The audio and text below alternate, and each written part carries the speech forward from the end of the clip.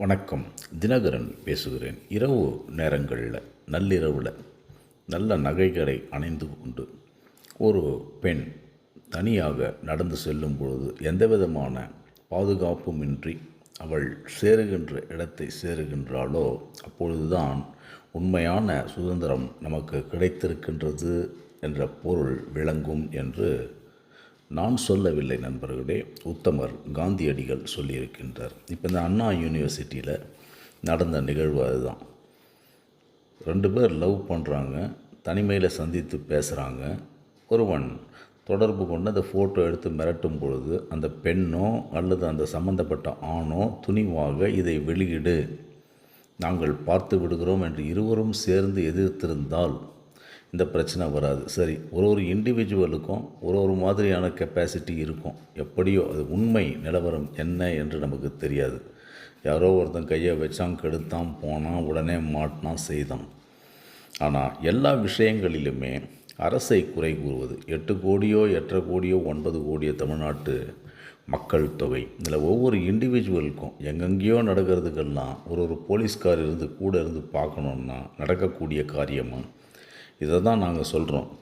பெண்களே, நீங்கள் தயவு செய்து உங்களை நீங்கள் பாதுகாத்து கொள்ளுங்கள்.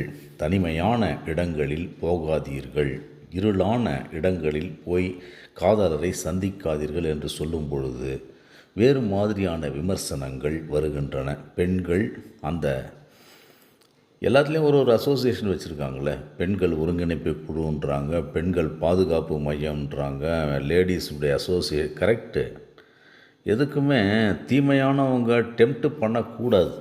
அந்த டெம்ப்ட் பண்ணுற நிலைமையில் ஏன் இருக்கீங்க, அதை தான் நாங்கள் சொல்லுகிறோம்.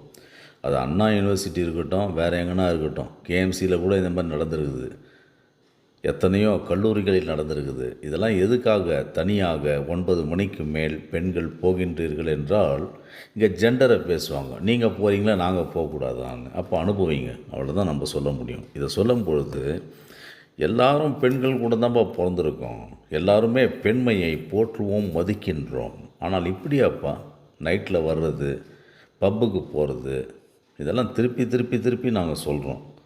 திருப்பி சொல்லும்போது இப்படி தான் நாங்கள் பண்ணுவோன்னா, அப்போ நீ பப்புக்கு போய் நைட்டு 2 மணி வரைக்கும் தண்ணி அடிப்பேன், நாங்கள் உங்களுக்கு பாதுகாப்பு கொடுக்கணுமா? நீ தனிமையில் போய் ஒரு மரத்தடியில், ஒரு அண்ணா யூனிவர்சிட்டியே ஒரு ஃபாரஸ்ட் மாதிரி இருக்கும், அந்த ஃபாரஸ்ட் ஏரியாவில் போய் நீ தனிமையில் இருக்கிறன்னும் போது நீ கவனமாக இருக்க வேண்டாமா? நைட்டில் உனக்கு என்ன அங்கே வேலை? ஒரு ஸ்டூடெண்ட் லைஃப்பில் போகும்போது அவள் பாதிக்கப்படுறதுக்கு முன்னாடியே நீ ப்ரொட்டஸ்ட் பண்ணி வெளியில் வந்திருக்கணும். எதை வேணால் போடுன்னு சொல்லி. என்ன சோஷியல் மீடியாவில் வரட்டுமே, என்ன பண்ண போகிற? மேக்ஸிமம் ஒரு கிஸ் பண்ணியிருக்க போகிற, அல்லது கட்டி அணைத்திருக்க போகின்றாய், வரட்டுமே. அது சோஷியல் மீடியாவில் வந்தால் என்ன பெரிய இதுவா? நீ பெரிய சூப்பர் ஸ்டாரா? உன்னை பற்றி போட்ட உடனே எல்லோரும் தெரிஞ்சுக்கிறதுக்கு நீ யார், ஊன்றதுக்கு? இதெல்லாம் சொன்னவங்க தான் பெண்மைன்றாங்க, ஆண்மை. என்னங்க இது? பொண்ணு பையன் அதெல்லாம் கிடையாது. நீ உன்னுடைய குவாலிட்டி ஆஃப் லைஃப்பை நீ பார்த்துக்கோ. எங்கேருந்து எங்கே படிக்க வர இடத்துல ஒழுங்காக படிக்கிறத நீ பார்க்காம காதல் பண்ணுறது தான் உங்கள் வேலையா? சரி, காதல் கூட பண்ணிட்டு போ, அது உன்னுடைய தனி மனித உரிமை. ஃபாரஸ்ட்டில் போய் உட்காந்து நைட்லாம் நீ பேசிகிட்டு இருப்பியா? அவன் எத்தனை நாள் வாட்ச் பண்ணி அதே வரான். கிரிமினல்ஸ் எங்கே பார்த்தாலும் வாட்ச் பண்ணுறாங்க. கிரிமினல்ஸை விட டெம்ப்ட் பண்ணுபவர்களை தான் அடியேன் குறை சொல்லுகிறேன். நீ ஏன் டெம்ப்ட் பண்ணுறப்பா? அதிகமான ஆபரணங்களை போட்டுக்கொண்டு இதை பார் 100 சவரனை போட்டு போயின்னா அவன் போட்டுக்க செயின் ஸ்நாச்சிங் பண்ணுறான். இதை நீங்கள் புரிந்து கொள்ள வேண்டாமா? உடனே அரசை குறை சொல்கிறது. சீஃப் மினிஸ்டர் என்ன பண்ண? சீஃப் மினிஸ்டர் ஏன்பா 8 கோடி பேருக்கும் பக்கத்திலே இருப்பார் எம்கேஎஸ் அவர்கள்?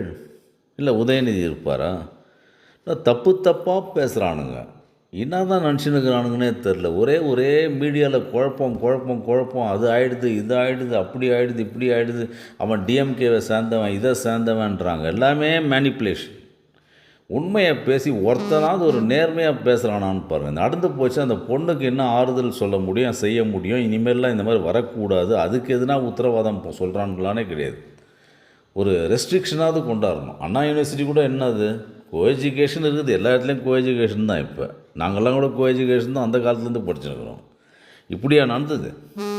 எல்லாம் ஃப்ராடியூலண்ட் எலமெண்ட்ஸு, ஃப்ராடியூலண்ட் அப்ரோச்சு, எதுவுமே உண்மையே கிடையாது. எங்கே தப்பு நடக்குதோ அங்கே போவாதானே, அங்கே தான் பண்ணுறாங்க. எந்த பப்புக்கு போவதுன்னா பப்பு ஃபுல்லாக பொம்பளை பசங்க தான் இருக்காங்க. இதெல்லாம் சொன்னோம்னா பெண் உரிமைன்றாங்க.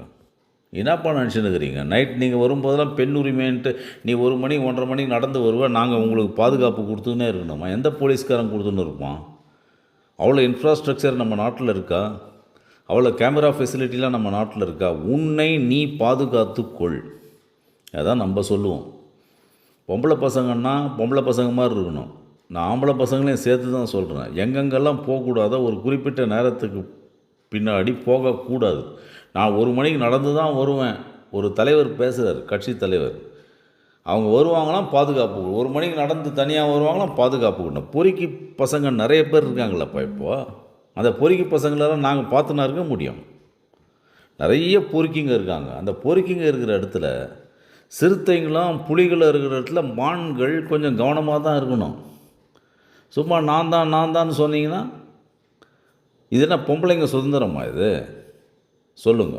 பெண்கள் ஒருங்கிணைப்பு குழுனுவீங்க, போராட்டம் பண்ணுறீங்க. எங்கே போனோமோ அங்கே போங்க, அதுக்குள்ளே போயிட்டு வந்துடணும்.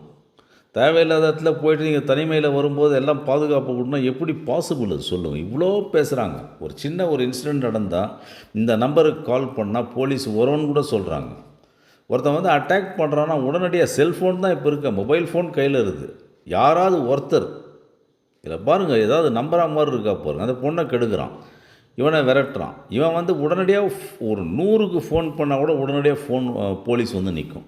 100க்கு இம்மீடியட்டாக பண்ணால் அடுத்த 10 நிமிஷத்தில் வந்து நிற்கிறது தான் மெட்ராஸில். இங்கே அதுவும் மெட்ராஸில் இருக்கும், நம்ம ரிமோட் வில்லேஜஸில் கூட இல்லை. இதெல்லாம் நடப்பது உண்மையாக இன்னா நடந்தது இன்னா போனதுன்னே தெரில. இதெல்லாம் வந்து ஒரு ட்ராமா மாதிரி இருக்குது. உண்மையை நீங்கள் கேட்டிங்கன்னா பத்திரிகையில் வந்த நிகழ்வுகள் வேறு, இப்போ எடுக்கப்பட்ட நடவடிக்கைகள் வேறு, சட்ட நடவடிக்கைகள் வேறு, உண்மை வேறு என்பது மட்டும் தெளிவாக தெரியுது. என்னங்க யாரை ஏமாத்துறானுங்க? எல்லாம் அரசியல்வாதிங்க. பார்த்தீங்கன்னா எடப்பாடி பேசுகிறார், இஷ்டத்துக்கு என்னமோ பெரிய இது மாதிரி பேசுகிறார். என்ன அவர்லாம் ஒரு 4-4.5 வருஷம் எப்படி சீஃப் மினிஸ்டராக இருந்தாலும் இருந்தாருன்னு தெரில. இதெல்லாம் கொஞ்சம் உன்னிப்பாக கவனிக்க வேண்டும். இதில் வந்து ரொம்ப தீவிரம் காட்டணுங்க. அது சும்மா கண்ட நேரத்தில் எல்லாரும் ஒன்றா சேர்ந்தெல்லாம் பண்ணக்கூடாதுங்க. அதெல்லாம் பெரிய பெரிய லீடர்ஸ்லாம் இருந்த ஒரு ஸ்டேட் இது. இதை புரிந்து கொள்ள வேண்டும் என்பதற்காகவே இந்த பதிவை நான் வெளியிடுகிறேன் என்று மட்டும் சொல்லி நன்றியுடனும் அன்புடனும் விடைபெறுகிறேன். வே. தினகரன்.